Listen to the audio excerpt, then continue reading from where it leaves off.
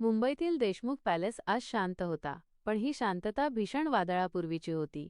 दिवाणखान्यात मखमली सोफ्यावर बसलेल्या समीर वय 45च्या हातात घटस्फोटाचे कागद होते, ज्यावर त्याचे आणि त्याच्या 22 वर्षांच्या संसाराचे अखेरचे भविष्य लिहिले होते.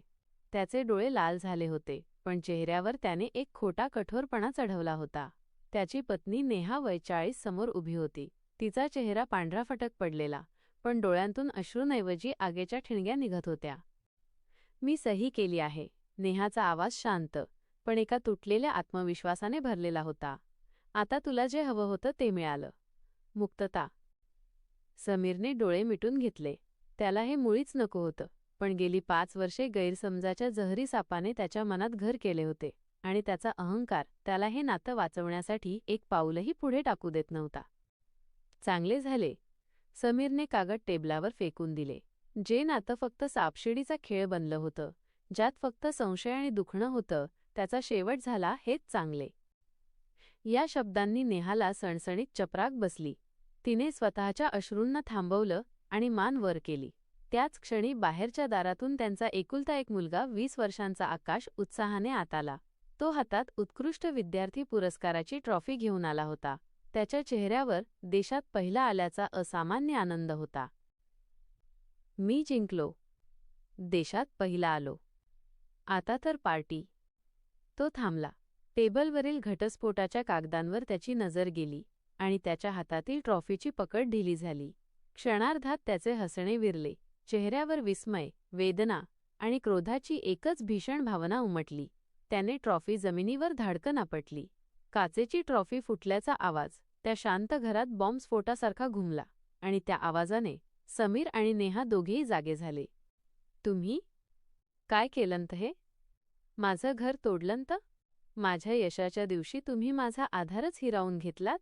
आकाशच्या आवाजातली आग दोघांच्याही हृदयाला भाजून काढणारी होती. तो मागे वळला आणि काहीही न बोलता घराबाहेर धावला. घटस्फोटाची खरी मुळे 5 वर्षांपूर्वी रुजली होती.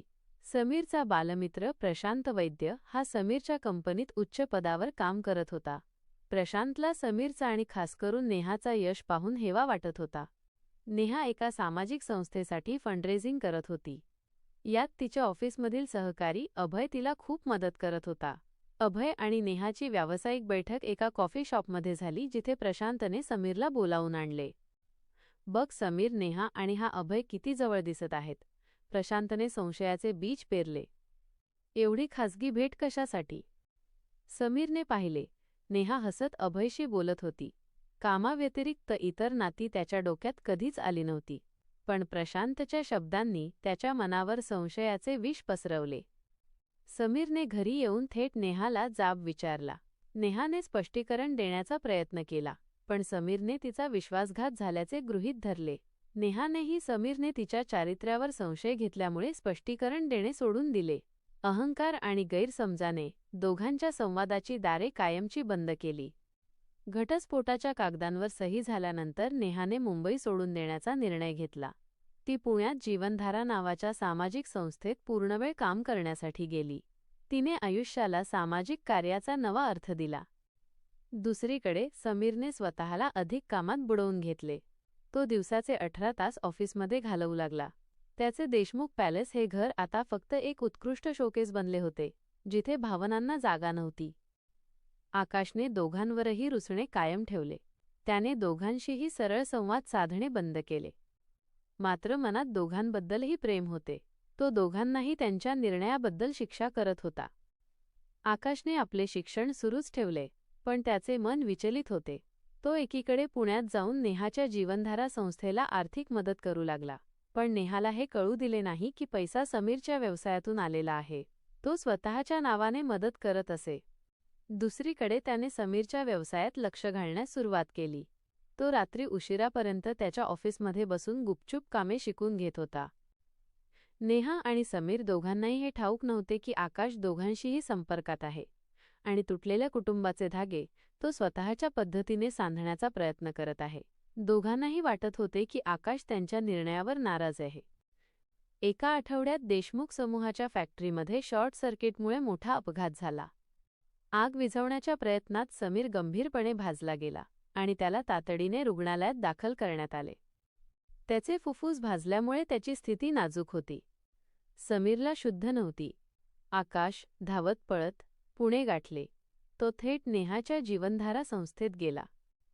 आई, आकाशचा आवाज थरथरत होता. बाबा, बाबांना अपघात झाला आहे. ते ICU मध्ये आहेत. समीरच्या अपघाताची बातमी ऐकून नेहाच्या पायाखालची जमीन सरकली. तिने क्षणाचाही विलंब न लावता मुंबईला धाव घेतली. मागील 5 वर्षांचे सर्व वैर, राग आणि गैरसमज विरले. रुग्णालयाच्या दारात आकाश उभा होता. नेहा धावत ICUच्या बाहेरच्या काचेतून समीरला पाहिले. त्याला बेशुद्धावस्थेत पाहून नेहाचे मन हेलावून गेले. तिच्या डोळ्यांतून अश्रूंचा बांध फुटला. आकाशने नेहाला शांत केले. समीरची काळजी घेताना नेहा आणि आकाश पुन्हा एकत्र आले. पण त्यांच्यात अजूनही शांत दुःखाची एक दरी होती. रात्रंदिवस नेहा समीरच्या बाजूला बसून त्याची काळजी घेत होती. समीरच्या कंपनीतील अपघाताची चौकशी सुरू झाली. कंपनीचे मोठे नुकसान झाल्यामुळे आकाशने कागदपत्रे तपासण्यास सुरुवात केली. त्याला एका फाईलमध्ये प्रशांत वैद्य, समीरचा बालमित्र आणि उच्च अधिकारी याच्या व्यवहारांमध्ये मोठ्या त्रुटी आढळल्या. प्रशांतने फॅक्टरीच्या सुरक्षेशी तडजोड केल्याचे उघड झाले. अधिक तपास करताना आकाशला एक जुनी ईमेल चेन मिळाली. त्या ईमेलमध्ये प्रशांतनेच एका अनोळखी क्रमांकावरून समीरला नेहा आणि अभयच्या कॉफी शॉपमधील भेटीचे फोटो पाठवले होते आणि त्यांच्या नात्याबद्दल संशय निर्माण केला होता. प्रशांतचा उद्देश समीरला भावनिकदृष्ट्या अस्थिर करून त्याचे स्थान कंपनीत बळकावण्याचा होता. आकाशने ते नक्की सत्य आणि पुरावे नेहा आणि डॉक्टरांना दाखवले, जेणेकरून समीर शुद्धीवर आल्यावर त्याला ते दाखवता येतील. 2 दिवसांनी समीरला शुद्ध आली. नेहा त्याच्या बाजूला बसली होती. समीरने तिला पाहताच त्याला जुन्या गोष्टी आठवल्या आणि त्याने मान फिरवली. मी तुमच्या चारित्र्यावर संशय घेतला नाही समीर, पण माझा विश्वास आहे की तुम्ही तसे करणार नाही, नेहा म्हणाली. समीरला आश्चर्य वाटले. आकाशने त्याला प्रशांतचे सत्य आणि पुरावे दाखवले. सत्य समजताच समीरला असह्य पश्चात्ताप झाला. त्याने डोळे मिटून घेतले आणि त्याच्या डोळ्यातून अश्रू वाहू लागले. नेहा, मी तुमच्यावर विश्वास ठेवला नाही. माझ्या अहंकाराने आपले घर तोडले. समीरचा आवाज भरून आला. त्याने हात जोडून माफी मागितली. नेहाने त्याचे हात धरले. आपल्या दोघांचीही चूक होती समीर. आपण संवादाचे धागे तोडले. मी तुम्हाला माफ केले आहे. पण त्यांच्या नात्याची तुटलेली वीण अजूनही सांधायची बाकी होती. समीर रुग्णालयातून घरी आला. प्रशांतला अटक झाली होती. आता घरात शांतता होती, पण ती प्रेमाची शांतता नव्हती. समीर, नेहा आणि आकाश यांनी एकत्र बसून मन मोकळे केले.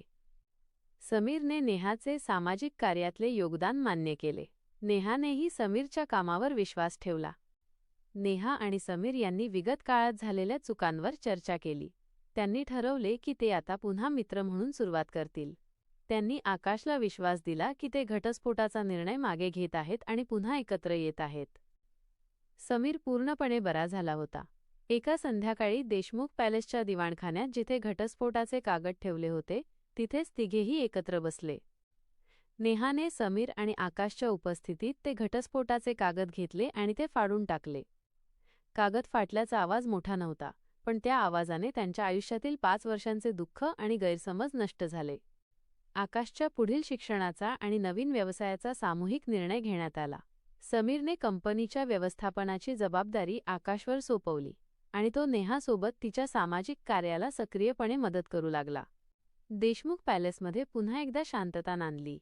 पण यावेळी ती शांतता प्रेम, विश्वास आणि समाधानाची होती, जी एका तुटलेल्या वीणेला पुन्हा घट्ट आणि सुंदर जोडल्याने येते.